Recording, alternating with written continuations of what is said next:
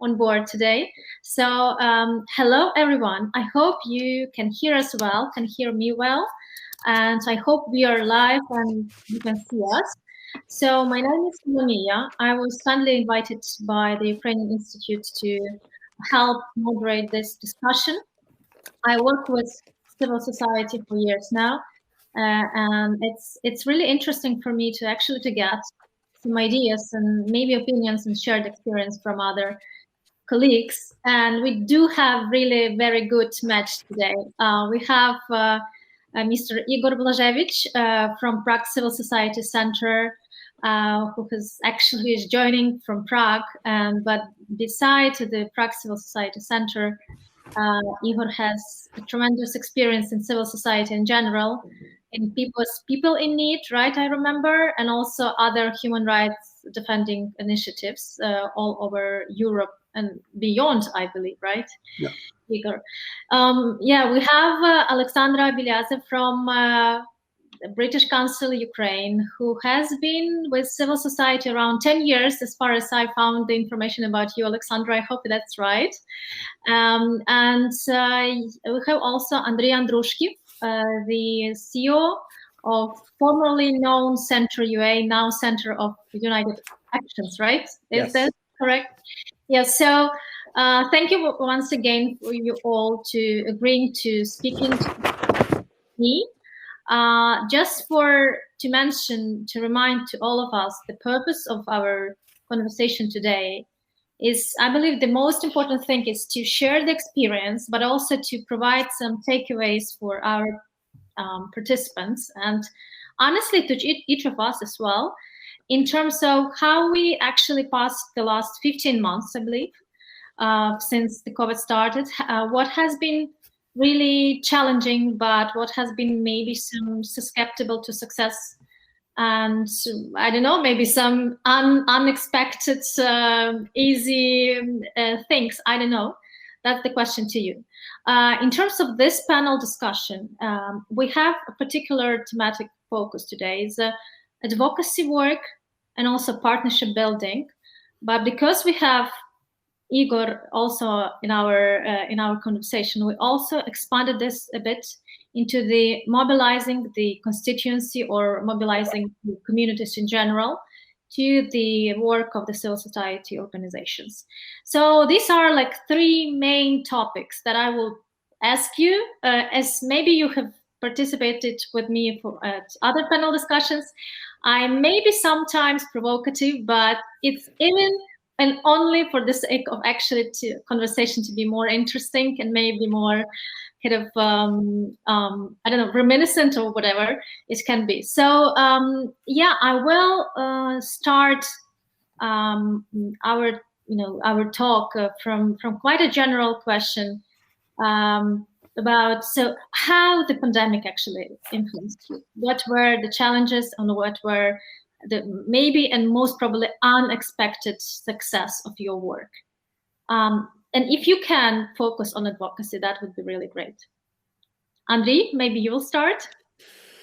Oh, okay. Thank you, Solomia. We, a Centre of United Actions, we had a great plan for 2020, and it was huge. We planned work with few governmental institutions to help government to establish national policies in an inclusive way, to ask stakeholders' opinion from all over Ukraine. And also we had a huge plan to work with local communities, also on some local policy issues. And at the beginning of March, we saw from the news and from the Verkhovna Rada website, government website, president administration website, that something going wrong. A lot of decisions, bills were,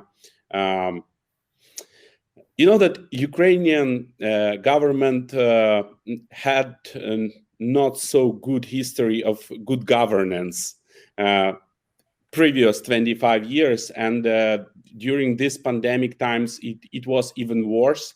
And we tried to give the society and also the MPs and governmental officials some another point of view on the situation and another directions where they could move. And this was our type of advocacy. We did it on a weekly basis, two times a week. We have our newsletter about some decisions and bills from government, Verkhovna Rada, President.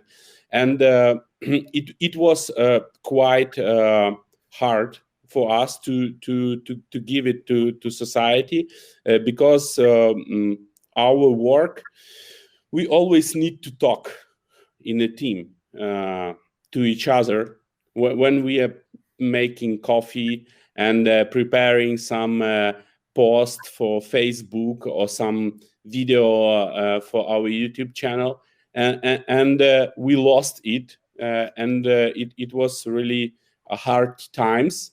And when last year, 26th of May, Vitaly Klitschko restarted the metro, we moved to the office and worked more. And for us, our focus from producing some new policies moved to some kind of stop for government and some kind of raising flags for society and communities about not so good governance that were produced by our government, Verkhovna Rada, and President. So can we imply from what you are saying is that the local governments used the pandemic as a pretext, as an excuse to not engage community or civil society organizations? Yes, because there are strong restrictions, and it made the situation that a lot of decision on a local level and on a governmental level, on a national level, were made really quickly and without any feedback from stakeholders, from citizens. And we see these questions arising now, especially on a local level, because now we live in a decentralization process. A lot of money, a lot of power we have now on a local level, and sometimes some local authorities are not so good in a good governance. So what did you do with the Center of United Actions to overcome those challenges? Oh, we have our like I said, 7 different newsletters. For example, if you are owner of the small business, we have the special newsletter for you. You have it from us about some decisions of national government which could impact on you, and you know it from our hands really quickly and with a high quality of our work, our analytical work. And also, if you're a worker or on a local government, we have special for you. If you're a journalist, we have special for you. And it helps us to communicate strictly to these groups what are important for us and which work is important for country and communities. All right, so tailor-made newsletters for each of the groups that you work with. It's quite a good takeaway. Thank you for that. And I do get the newsletter from you as well. I'm not sure which group am I in, but I do get it. I think you are NGO. All right. Thank you. That was a compliment, I believe. All right. So newsletters which are tailor-made for each group, meaning that the thematic divisions are also there. Coming to the partnerships and like coming back to Oleksandra and Igor, maybe more. Oleksandra, as far as I understand your profile, you work with the partnership and partnership building with or within or beyond civil society. That is a question for you as well. But how do you see the pandemic impact on your work, on the partnership and work with specific target group? Yeah, thank you, Solomia. That's absolutely true. We do work with partners in the civil society. Under one of our society programs, which is called Active Citizens, we have more than 80 active partnerships. Some of them are the universities, youth centers, and also non-governmental organizations, of course. So with the pandemic, we felt that quite a lot has to be done to maintain those meaningful connections with our partners, and not just from the perspective of the British Council, but also how our partners communicate amongst each other when we don't really have much opportunity for face-to-face interaction as in comparison to previous years. I mean, same, just like Andriy has already mentioned, a lot had to be done here to maintain those connections and see how those remote teams and different NGOs which been in touch previously could maintain those contacts. And I think in 2020, we've been partially successful in that. For most part, lots of our events became digital, and that is same for many other organizations, and I suppose not new to our viewers. So we've been in a very similar situation, but because Active Citizens is the dialogue program, we essentially work with priorities of sustainability and intercultural dialogue. We've had additional challenges of how to build trust digitally, how to build trust online. And I think we've been here in a very unique position where actually the pandemic enabled lots of innovation and tools and instruments, which we could then integrate back into our program and see how that could actually work. Initially, we've been faced with lots of skepticism.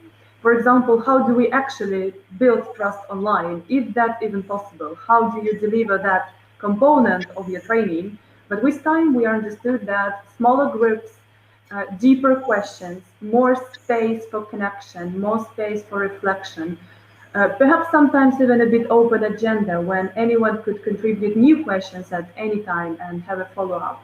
That really worked, even though it may seem like these are rather simple solutions. It still really worked.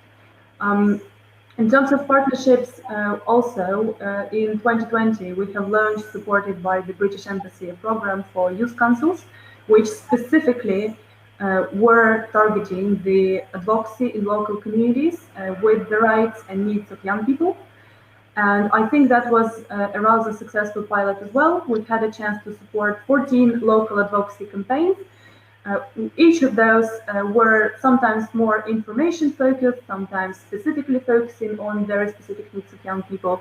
But all in all, that really worked rather interestingly, even in the context of 2020-2021 evolving pandemic and local challenges which haven't gone away. But what I really wanted to say, actually, for the start of this discussion, is one but rather important and a very quick point. It feels like in 2020 pandemic, having brought a very massive challenge for Ukraine and globally, it still rather helped civil society and different other stakeholders, same as local government, to see what are our priority challenges apart from dealing with COVID. What is there, number one on our agenda that we have to face right now? And just like it was said before, sometimes pandemic has been a pretext, but it also, on the same time, helped us to prioritize what is there that we have to challenge, what we have to solve as a first priority. Thank you. Yeah, thank you. And I believe maybe before I give a floor to Igor, I will ask this question, Andriy. So how and did you change your priorities? And did it help for you to see something, one or two things more deeply than previously when you worked on so many levels? And I remember when I tried to make an audit of your organizations a few years ago, it was really, really difficult to find your people in the office because they were traveling all the time to the communities. So how did you actually overcome this? Did you change the priorities thematically or regionally or whatever? How did it work for you? Oh, no transportation, no work in communities. And also, we had one special project with the Vice Prime Minister of European and Euro-Atlantic integration with modernization on association agreement with EU, and we it was our position that if you government want a position of business from Odessa or from Kherson or from Kharkiv, we need to talk. And we organized meetings. For example, it was a huge buildings for 20 people with this all restriction, and we tried to talk and to present governmental positions, and it was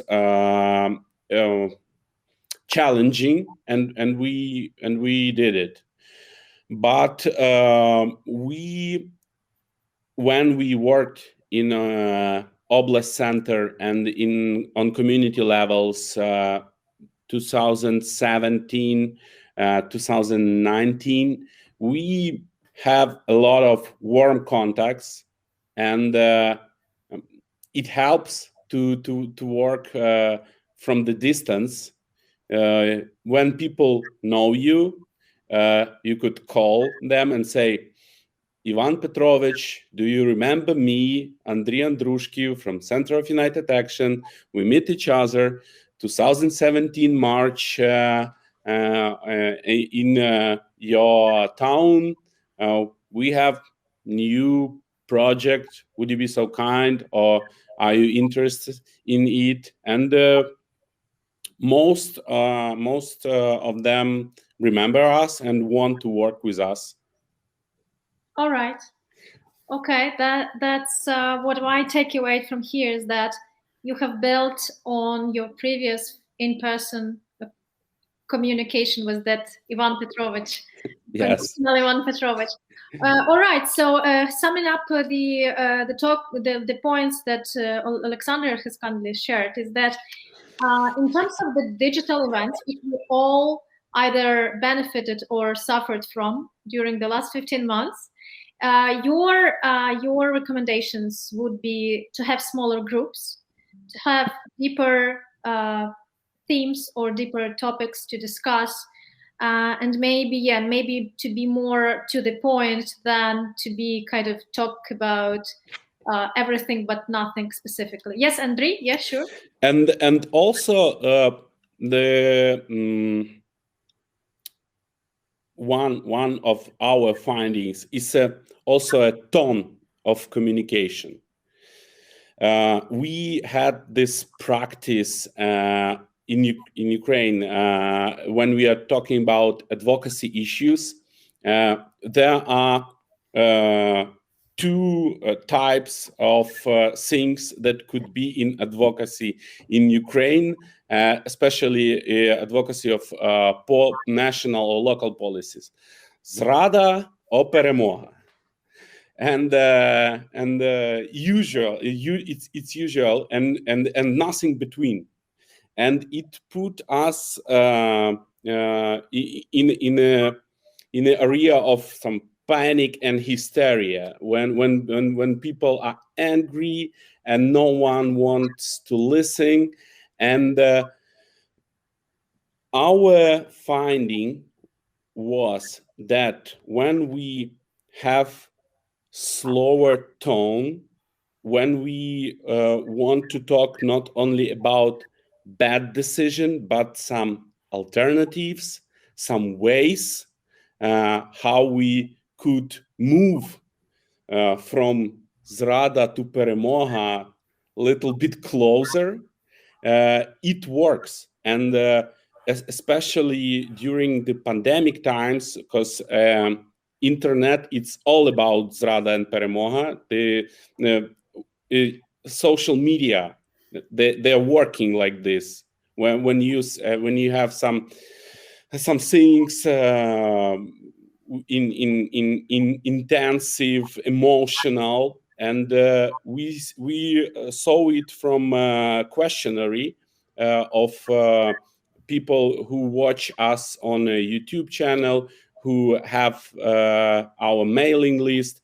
They said in questionnaire, "Thank you guys that you have this not high temperature tone of communication." So you kind of you provide this pros and cons, lose and win, whatever it is. Yes. Approach rather than either this or that. Yes. Yeah, Yes. I fully actually relate to what you're saying. I remember a very nice phrase or quote about the media, and the quote says that in 1990s the mission or the philosophy was, what bleeds, it leads, right? So when we saw blood, it was kind of, but 20 years afterwards, the philosophy is, what is outrageous is contagious. And in order for your message to be contagious on the social media, unfortunately, you must be outrageous. And the good question, the good questions that maybe you must not, maybe you should find some better solution to that. And in terms of especially social media and the internet that connects us all, I have heard one message, one very good takeaway from our previous panel from Mr. Simon, or Simon, I believe. Sorry for mispronunciation. That he actually shared that unexpectedly the pandemic also made borders less in some way. Even though building the walls in the literal borders, but it actually made us a bit closer to each other, because if you want to invite some person from either the Netherlands or Australia or Argentina, you can do that as far as she or he have the internet access. So my question is to you, Igor, because your experience is actually like multidimensional, because you cover in your organization in Prague Civil Society Centre, you cover the whole region of Eastern Europe plus Central Asia. So you have this cross-border view, but you also work with particular communities in there. So my question to you is, has the pandemic united or made us closer? Or it still has had some challenges to that? Thank you for inviting me. It's really kind of always pleasure for me to have opportunity, let's say, to kind of speak or to pop up on anything related with the Ukraine. It's look, let's say, as Andriy, let's say, mentioned also, when 2020 started, I had extraordinary exciting plan what I will do with my team in 2020. I think, let's say, since I have been the part of the Prague Civil Society Centre, for the first time I have entered the year when I have known exactly what we want to do.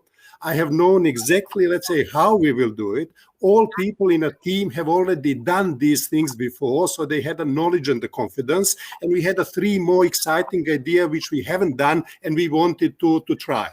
Let's say. So that was how we entered in 2020, and boom, let's say, nothing was possible. Really, nothing was possible. But then one big lesson has been basically to be able to quickly suspend things which are not possible. Let's say, so don't sit and wait, but have this courage, let's say, to go through the creative destruction, to suspend whatever, let's say, you cannot do, and basically go into the experimenting, and then, let's say, set up the mechanisms how you learn from basically trying the new things when you can't do the old things.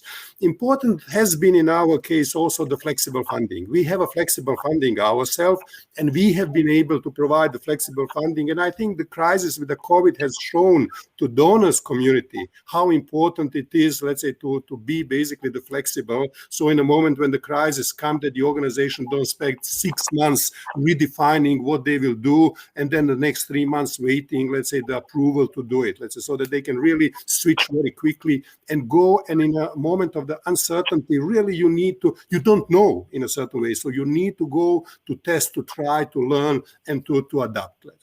In our case, what we learned and when it comes to the partnership, let's say, few things worked extraordinarily well. So we basically realized that what we would normally do as events, we can't do as events at a capacity building training programs, but we then shifted them online.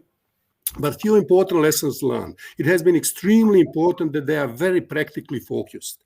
So no theories, no, let's say, talk, but very specific, very concrete, practical focus. We extended these programs in a 2-3 months long programs so that people can slowly develop and absorb. We have organized the program, which included the following elements. Let's say the selection process. So in order to participate, you needed to submit your own specific project idea, which you want further on to develop through the participation in a process. So you have selected people based on a very, very concrete plan what they need to do during the program. The second thing, let's say, there has been a phase of the learning and exchanging where they basically have opportunity to meet and listen certain trend-setting people who are applying new tools, new ideas, new methodologies in that specific field. Also, we have been bringing, let's say, people who are coming from the different professional background, from the business, from the social media marketing, from the sociology, and so on and so on. So you are bringing another professions to fertilize the brainstorming and idea and project development. After going through that phase, we had sometimes month and a half process of the mentoring, and everybody being online and basically don't spending almost any money except a little bit kind of the fees for the people. You basically kind of can provide a high top quality of the mentoring on a one-on-one basis, and people find the time when they meet each other. So and people had a time. Everybody was locked at home. People had a time and have been ready to invest their knowledge, their experience in sharing with the others. So this mentoring works extraordinarily well. And then at the end of the process, the organizations which submitted the initial project are basically coming with a new redefined, redone the project idea, which then they needed to present in a pitching forums. So basically in front of everybody, which basically gives also to them extraordinarily good opportunity to put themselves in a context of the others. So you present yourself, you need the courage, you need a good language, you need the presentation, but at the same time you see the others, how they are doing it. And sometimes you learn the best by competing with the others. And at the end of the day, we provided the funding for the quite a number of the projects which has been selected. Very interesting model of the grant making, if you want, so that you don't just get the proposal and give a grant, but you get the proposal and then take the organizations through the certain brainstorming, further development through the mentoring, through the interactions, and then you have a pitching forum, and then you provide the funding, and then let's say these organizations still have opportunity to use these mentors during the certain period of the time. Worked extraordinarily well. Let's say the learning was effective, the mentoring was extremely effective, the pitching is very, very useful. The networking worked less effective, because when you bring people physically together, when they can talk, but they can also drink, they can, have all these kind of the person-to-person relations, then you get basically better relations. You don't get really that into the internet so much. So that was kind of the big kind of the advantages what we got. Let's say now what we need to combine the advantages from what we are able to do online with the things which are quality of the offline, and in a certain way create the new merged models which are using the best of the online and the best of the offline. So this is kind of the positive side. Negative side is that we need to understand that we are feeding the beast of the artificial intelligence, the beast of the big data, which are becoming bigger and bigger. Let's say there are corporations and states which are systematically controlling and using these beasts. We don't know how these things are developing. And this is completely another important topic, but important to mention. Let's say that we basically, have these now advantages, but we have one big threat and big disadvantage there, and we need a very, very serious thinking about that. I also think that we need a practicing how to organize ourselves also off the hook, how we are able to organize ourselves without mobile phones. I'm working also in countries in which basically mobile phone is not just opportunity, but is a huge threat for you. And in order to do anything and not finish in a jail, you need to be off the mobile phone. And when we are so hooked on a mobile phones and smartphones, it's very, very hard to understand how you operate in another environment. So this is another big topic, which I think it's important also to be aware.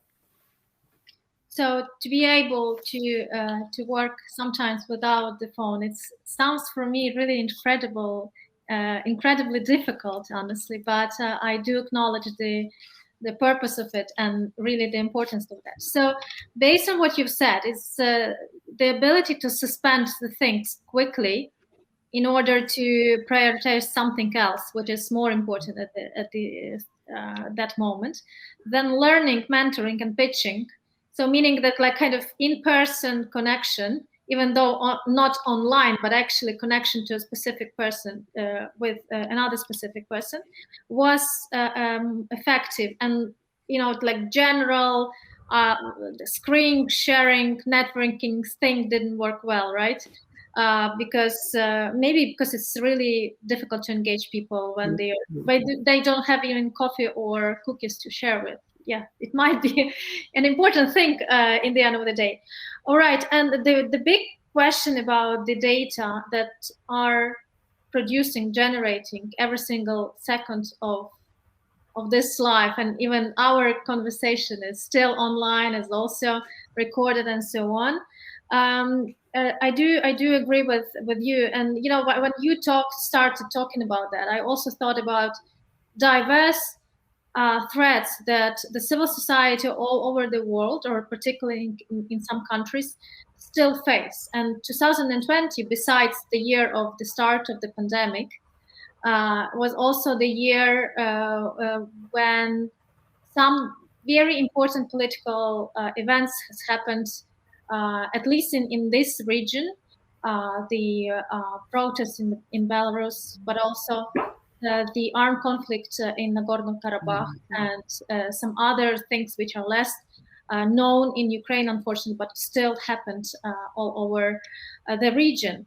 And what is your impression? How was it? Kind of, the armed conflict itself is nothing new. It exists as long as this civilization exists, right?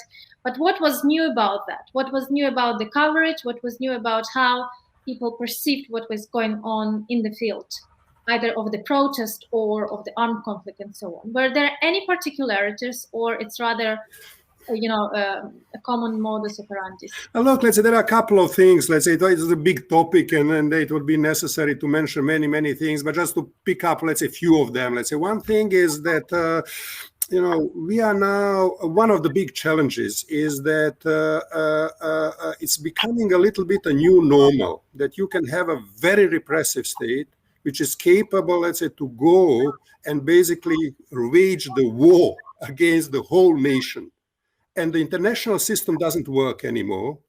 There is no real significant leverage and conditionality. So basically you can go and imprison and take a hostage, and if you want, threaten with the killing the whole nation which is protesting you and state in a power.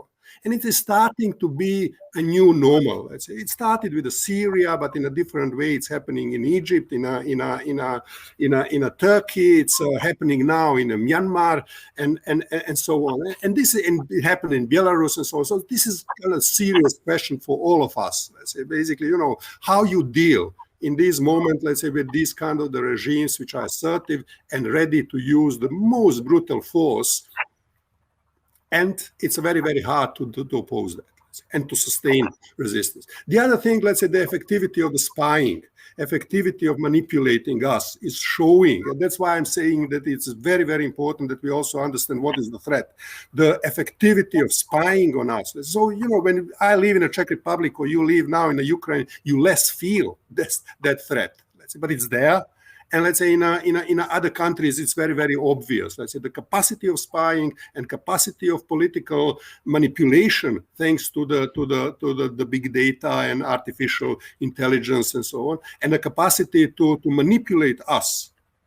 It's going beyond the capacity of the civil society and capacity of the independent media in this moment. Let's say, unfortunately so, and I think it's a better and important to recognize that, let's say, this huge disbalance and disadvantage, so that we can try to do something with that.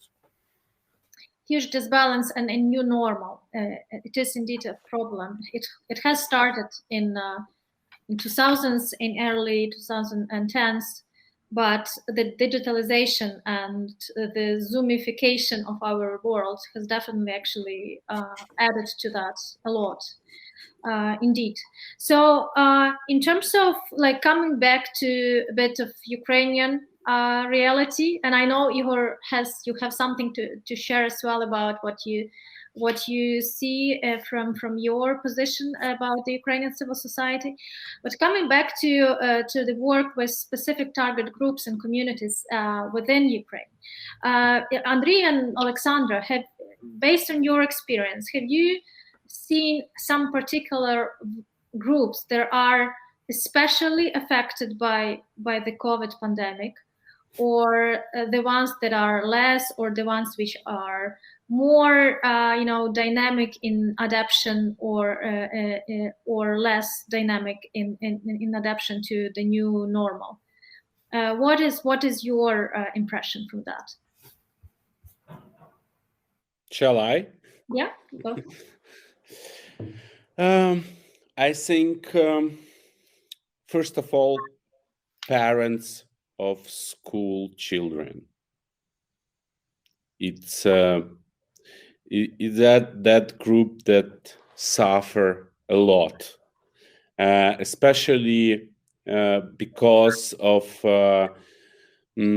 first part of pandemic restrictions from Ukrainian government. As you colleague could remember, that on a Friday evening, no one knows will we go to school on a Monday morning, and it was really hard for parents to plan the life and activities, and made a huge impact. And we saw this on opening of mailing lists and spreading the information on the social media. These issues people were really interested in during last 15 months, and the second one, I think different groups of people, but access to media when something happens. For example, when police beat you, or you were a robber, or something like this, and or you were brutally beaten by a neighbor, and during the pandemic times, people it was hard to communicate to local and national journalists on these types of problems. And the third one, maybe I say people who suffer from the family aggression, from when your partner beat you, and there is no transportation, trains are not working, buses are not working. It's hard to go somewhere, because as we know now, even in the big cities, there are not so many places where you can go in this situation, and we need to raise this question as a local policies all over Ukraine. So you're kind of confirming, based on practical experience, what you see. You're kind of confirming the statistics about the rise of the domestic violence all over the country. And yes, indeed, this group is still seen as one of the most vulnerable. Not the groups, it's not very humanoid to call it even like people, either women or men, who are suffering from the domestic violence, but also parents of children or adolescents who either know or do not know when to start the school with, and so on. You have mentioned about the groups. Before we, switch to Igor and Oleksandra again, were there any topics in advocacy or work of Center of United Actions that were either unexpectedly difficult to pursue because of the COVID, or something that was unexpectedly, smoothly advocated or lobbied because of some other reasons which you hadn't expected before the COVID?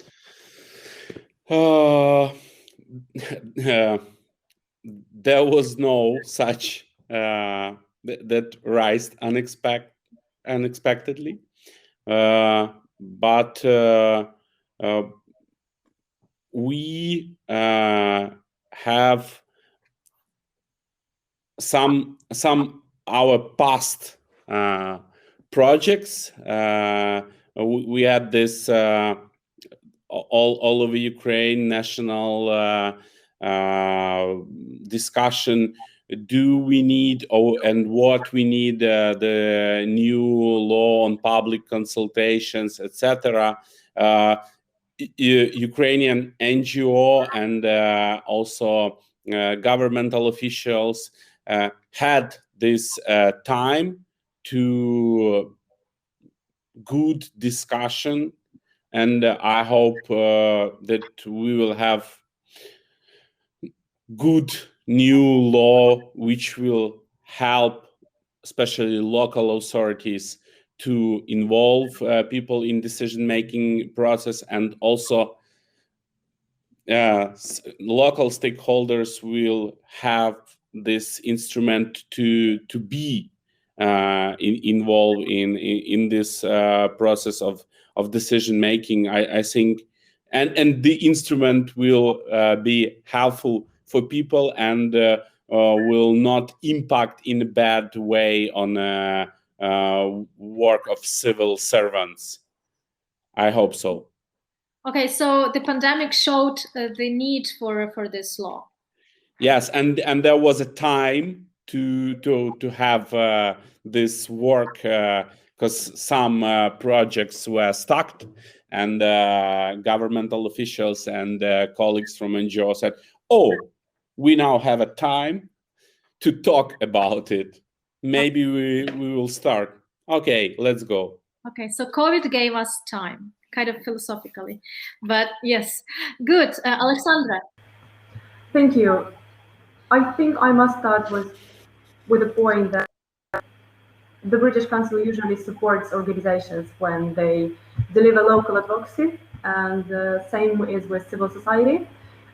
Mostly among all the different groups that we work with, we actually work with young people and provide different opportunities for young people. And I must say here that young people are very mindful of all the challenges that are happening in Ukraine and globally.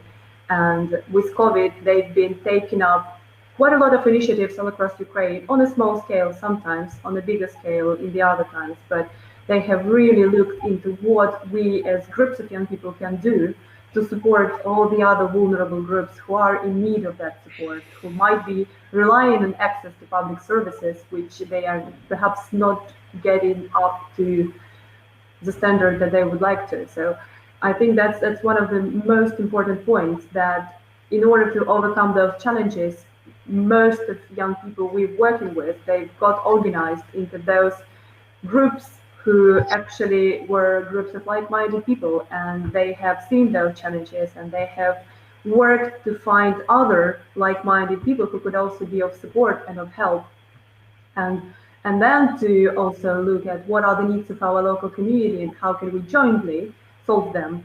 It's not really about advocacy at this point, but I think it's a very starting point in times of challenge and in times of crisis to get together and to see what else we can do all together.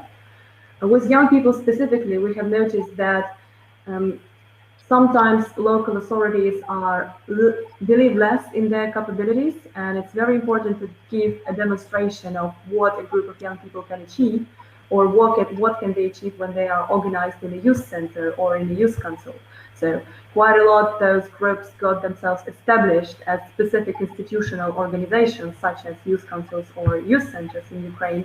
And then the question of successful advocacy has been the first step in showing who we are and what we can do, and perhaps delivering one small step of a success story, achieving one small goal, but then building on that and building a really good report and really good basis for further negotiations and to advocate various needs that those young people or other people in a community could have. And I think that's one of the most important points, that in a times of challenge, yes, sometimes local authorities would be open for dialogue when they feel like they need the support of civil society, but also we see cases when local authorities prefer to decide for themselves what are the priority. And in this case, to knock on doors and get those doors open, you would really need one small victory to show that, yes, we have that ability and capability to actually work together and achieve more. Mm-hmm. Okay, so young people help authorities to believe in themselves sometimes, right? In their capacities. Are there any specific, either topics or instruments that uses and you'd like to share with us? I believe a lot of us are 30 plus. Maybe we can benefit from your experience with you. What do they use, and is it successful or not? I mean, a couple of quick examples. I think in last half year we have supported 14 local advocacy campaigns led by youth councils in various parts of Ukraine. But what they have in common is that usually those advocacy campaigns involved informational component and involved gathering various interested parties into getting achievements done. What's important here is that a number of those campaigns have actually focused not on advocating for a specific project or issue. They have actually looked into advocating for youth programs, local youth programs. And this is one of the enablers for further steps.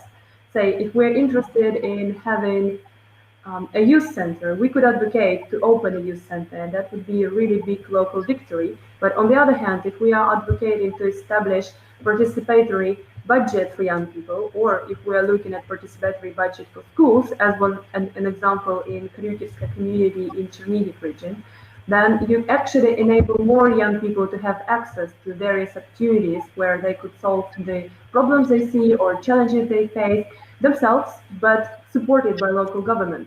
And I think that's one of the interesting things, that young people are getting perhaps more mindful in terms of how we actually strategically achieve what they might be interested in.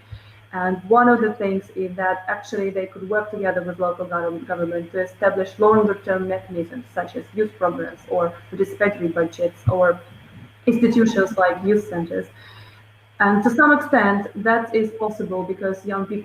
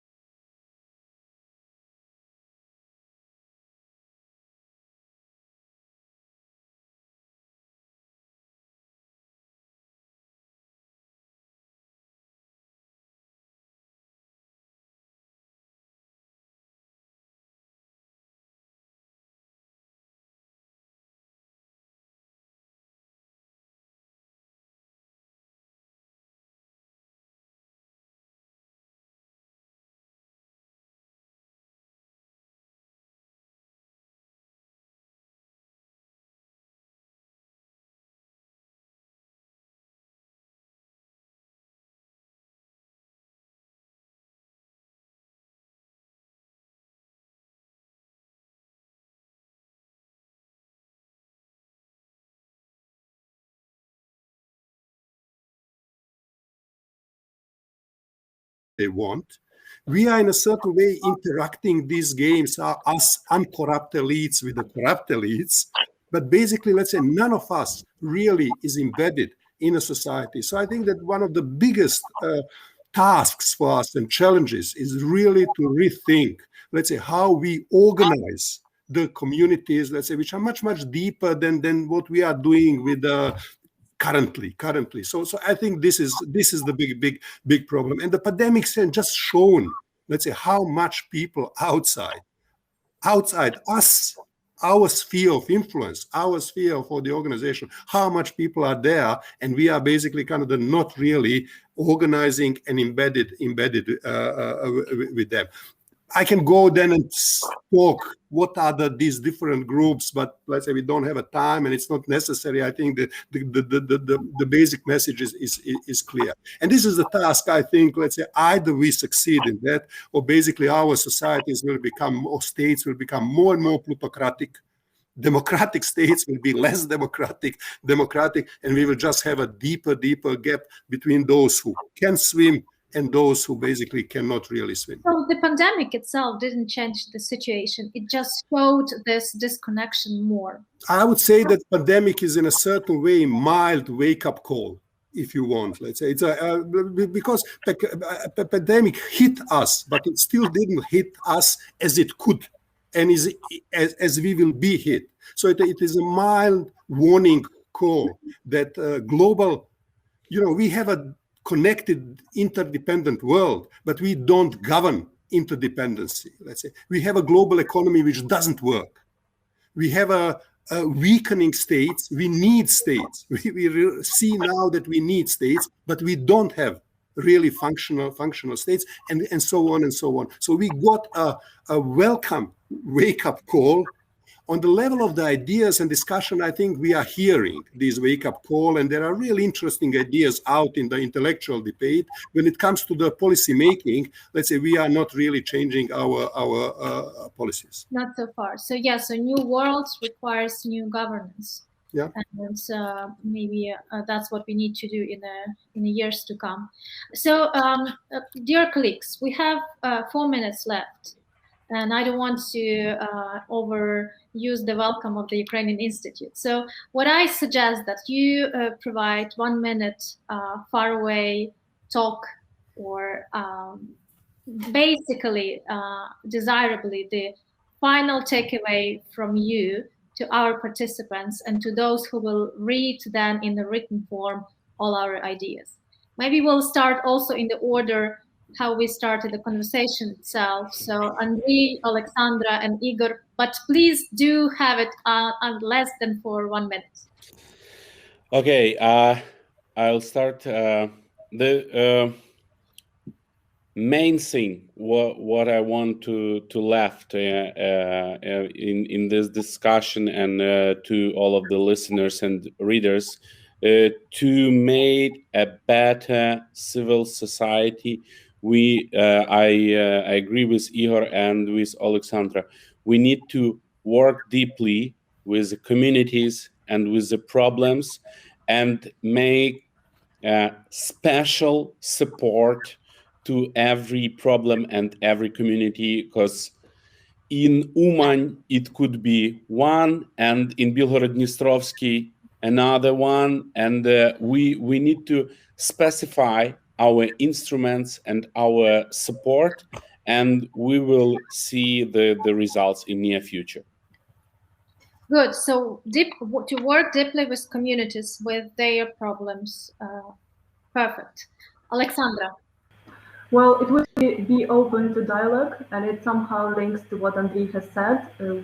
If you are in Uman, and if you are a young person in Uman, get to know who is here around you and what people care about, what do you have in common, what perhaps you don't really have in common but can bring to the same table, and then see what together you could do in order to achieve any overcoming of challenge, or to solve any problem that you might consider being a problem in your local hometown or a village.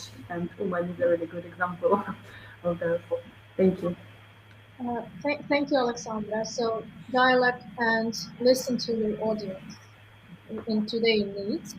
And Igor, a final word. So two things, let's say. One is mind the gap between kind of the cosmopolitan society and elite society and the rest of the society. And the second thing is dedicate 1/4 of your time as the organization and as individuals to collaborate with the others on the projects which are important for them and on issues which are important for them. Let's say we need the partnership, we need the solidarity if we want to face the challenges of the current work. We build a real partnership, real friendship by helping people in the things which are important for them. If we do it to others, others will do it for us, and we will together be stronger.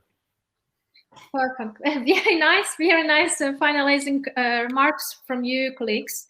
Mind the gap. It's a big and like super deep talk that you've started, but unfortunately we don't have time for that. To mind the gap between the elites, either corrupt or non-corrupt. They are both elites who may be really a bit far more disconnected than we would like to acknowledge.